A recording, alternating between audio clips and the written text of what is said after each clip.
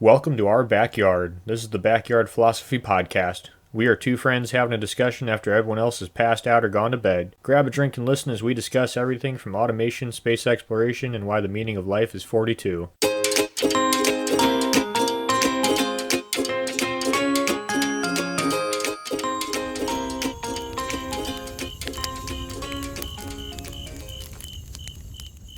In a frigid winter, horses and ships face off against each other.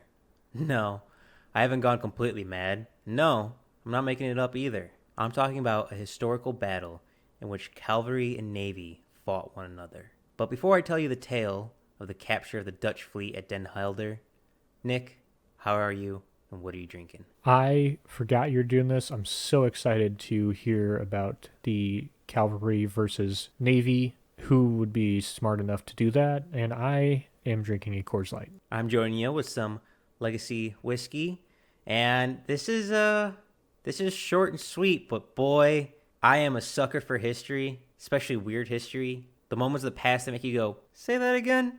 And this is definitely one of these moments. The year is 1794. The French and the Dutch are at war. This is the first part of the War of the First Coalition in the French Revolution. France is expanding their territory and have their eyes on the Netherlands. And boy, do the French have good timing. At this point, Northern Europe is kind of in disarray with fighting amongst themselves, so it's the perfect time to conquer them. And the general task with capturing the Dutch Republic is Jean-Charles Pichegru, who was assigned this task in the fall of 1794. General Pichegru had his sights on Den Helder, a strategic position in the tip of North Holland and Zuiderzee Bay in the Southern Sea. And if Zuiderzee doesn't sound familiar, well, don't worry, you're not bad at geography. It doesn't really exist anymore. In the 20th century, it was dammed and partly drained and now forms the freshwater of Algerlemeer. This peninsula, this area of Den Helder, is the closest landmass to the island of Texel. Both Den Helder and the island of Texel are strategic positions, so it's no wonder why the invading French want it, because, I don't know about you, Nick, having strategic positions in a war is kind of important. Stands to reason. And Den Helder only has 2 miles of sea that separates it from the mainland to the island. And because it's so close to the island, this battle is sometimes called the Battle of Texel. But that's confusing to me because, surprise, surprise, Europe has lots of wars, and there's been lots of battles of Texels. So we're sticking with Den Helder. So on the French side, we have General Pichegru. Pichegru? Not quite sure. My French isn't the best. Now, what about the Dutch? Well, that would be led by Admiral H. Rengich. Admiral Rengich, in January, so we're in 1795 now, a few months after the French general was given the task to take the Dutch Republic, made port with his 14 ships due to the ships needing some repairs, winter is upon them, and, well, Nick, surprise, surprise again, it's kind of hard to sail ships in icy cold winters, so making port was kind of the obvious thing to do. Yep, that makes sense. I'm rooting for the French on this one just because of Austin Powers. There's two things I hate in this world. It's people who are intolerant of other people's cultures and the Dutch. Oh, such a great movie. But the French, knowing winter would most likely force the Dutch fleet to sail to calmer waters and make port, the French decided to capitalize on this. So the French general decided to send his brigade general, De Winter. I find that hilarious. Puns, winter. It's a battle during the snow time. And Lieutenant Colonel Louis Joseph Laher, the commanders of the 8th Hussar Regiment and the 15th Line Infantry Regiment. They were ordered to go where the Dutch fleet is at and capitalize at any opportunity they could. And for those wondering what a Hussar Regiment is, Hussar, it's simply a cavalry unit. Just fancy name. And, fun fact, General De Winter was Dutch. He was born in the Dutch Republic and was forced to leave his homeland for France, where he quickly fell in love with France, and his loyalties completely aligned to the French. So it was a Dutch Frenchman tackling his ex-homeland of the Republic of Dutch. I bet he was so annoying about it too. Like, oh, have you been to Paris? You really must go. Or super salty at his ex-countrymen, being like, you guys kicked me out. I'm going to get such revenge on you. Either way, he had something to prove. Well, He turned out to be quite good at leading soldiers. If I remember correctly, I think even Napoleon gave him a medal. But the French regiments, which in total was about 2,000 men, positioned themselves close to the Dutch fleet. Then Mother Nature, the cruel, cruel mistress Mother Nature, brought a frigid winter storm and froze Zuiderzee Bay, freezing all the ships, trapping them in ice. The stars aligned for the French. Can we call this, did they get Texased too soon? Too soon, Nick. Too soon. Deciding to capitalize on this, the French decided that they would take their men, ride across the frozen lake, and do a cavalry charge against a Navy fleet. A Navy fleet made up of 14 ships and some 850 guns. The French planned an early morning charge before the sailors would be awake, or so they would hope. So, on January 23rd, 1795, before the sun was up, the French arose, and they began to wrap their horses' hooves with rags and cloths to help deafen their gallops across the ice. Then, without knowing the thickness of the ice, or if the ice would even hold all the men and the horses, began to step onto the ice, venturing deeper and deeper, moving slowly and slowly, hoping not to fall into the icy waters.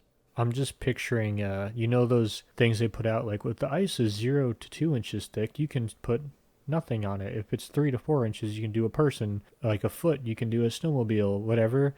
And then at the very end, it's like, if the ice is 2 to, or 6 feet thick, you can put a cavalry brigade on it.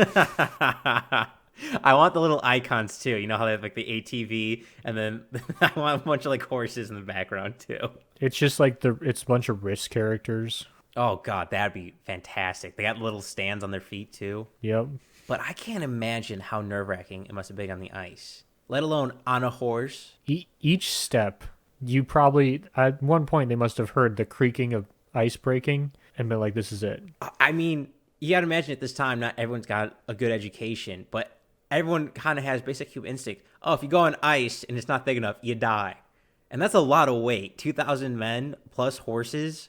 And like you said, Nick, every shift of ice, every crunch, every noise, God, that must have sent shivers down their spines. And it's not one person getting in. If that goes and everyone falls in, you're not getting out. Oh, God, no. Or maybe a few people will, and then you have to get naked and warm yourself up, but that's pretty much a death sentence. And Nick, can you imagine? Not only are you going onto the ice with horses and thousands of men, but you're going onto the ice on horses with thousands of men in the middle of winter, simply to ride your horse across a frozen lake to attack a Navy ship and attack Navy ships that have about 850 guns on them. The balls on that man. Then, as into the morning time grew, the French began to ride into a full charge. A whole cavalry division riding at a Navy fleet into combat. Thousands of men pushing forward onto the ice. Horses, rag-covered hooves striking the ice as the Dutch still asleep in their ships. Soon, the French were upon the Dutch, and taking an opportunity at this time, and being as silent as they could, they took every ship. They tried to keep it as quiet as possible to avoid warning the other ships that the cavalry is attacking them. Very quickly, the Dutch ships were taken. Not only were they just taken, they were taken without a single shot fired. And the French caught them by such complete surprise, there was no stabbings, no combat, no shots. There was no warning and no casualties on either side. So not only did the French do a cavalry charge against naval vessels, they also did it without any casualties on either side. That's impressive. I mean, that's unbelievable. That's not impressive. That's unbelievable. I mean, it is impressive. That's, yeah, wow. To tell how quietly and quickly that the cavalry made it across the ice and took the fleet, a Dutch surgeon on the ship of Schneldied? Sorry, my Dutch isn't also very good. Would later write, on a Sunday morning, my servant informed me that a French hussar stood out near our ship. I looked out my porthole, and indeed, there stood a hussar. This capture alone at Den Helder pretty much solidified the French conquest of Northern Europe. They would go on to take the Dutch Republic within the next few months. And funny enough, Within the next few months of that, all the ships that the French had captured were quickly returned. In the May of 1795, so about 5 months after, the Treaty of Hague had been signed, and the French gave back all the ships they captured from the Dutch Republic. So, some important information. Dutch officers say they surrendered over a conversation with the French on the ice, and the Calvary charge didn't happen. But evidence doesn't really support that. I won't doubt that the men who rode on their horses across the ice and took ships without casualties probably elaborated a little bit. But if you're doing something even close to that ballsy, you get to exaggerate a little bit. And let alone the quote I just mentioned from the Dutch surgeon definitely discredits some of what the Dutch officers were saying about the Calvary charge. But I also think it's important to mention the Dutch officers said that they received word from inland commanders not to give resistance to the French because they knew the ships would be trapped by the ice and they would have no chance of successfully winning against the French regiments. This, I believe some evidence to be true. Some ships were damaged, so hence why they were at port repairing. Not all the ships were fully manned, and, well, the ice made the ships non-maneuverable. It's kind of hard to point your cannons in the right direction if you can't turn. So why throw away lives on a non-defendable position?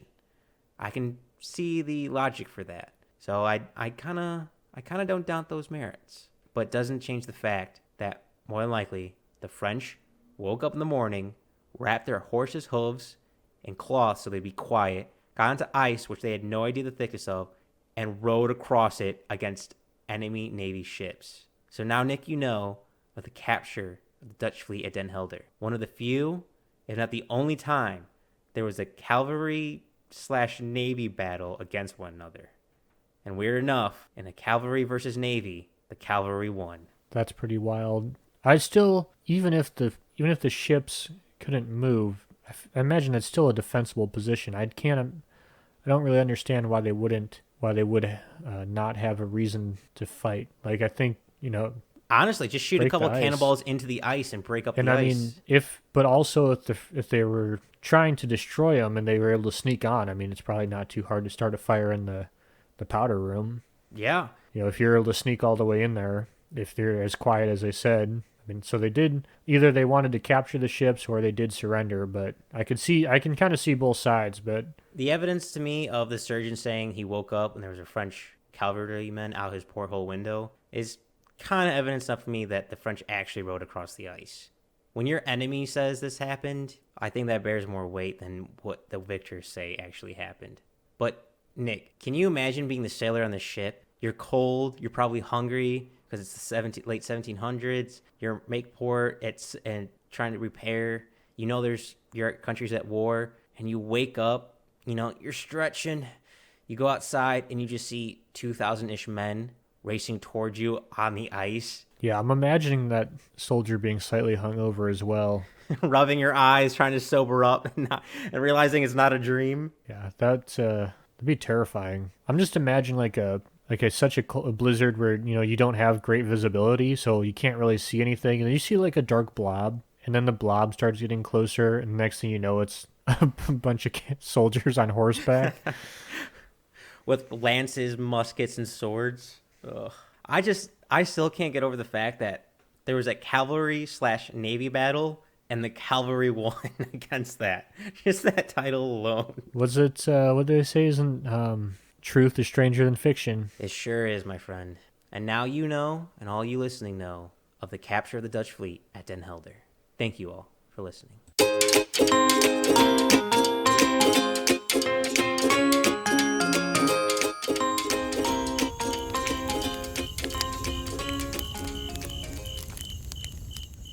Thanks for listening to the Backyard Philosophy Podcast. We rarely finish a podcast without missing a point we wanted to bring up, so let us know what we forgot. And if you have a topic you want us to talk about, let us know at Backyard Philosophy on Instagram and Backyard Philosophy Podcast on Facebook.